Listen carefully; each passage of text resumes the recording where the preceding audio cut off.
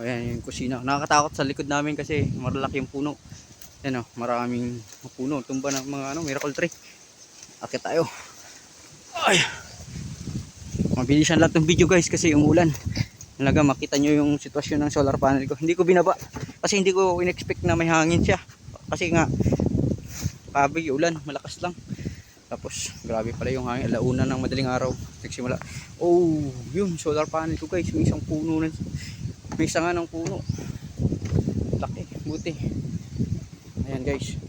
Okay, yan natin. May basag. Uy, sapul talaga siya oh. Pero buti ano lang. Ito, dito na nayupi lang siya ng konti. Ay, na bend lang ng konti pero importante walang basag. Yan natin. Yun. So far walang basag yung solar panel. Yung connection niya okay naman. Ito. Check natin to kasi mukhang nahila. Ito rin. Check natin yan mamaya. Baka naputol. Kasi nahila ng na-bend na curve ba.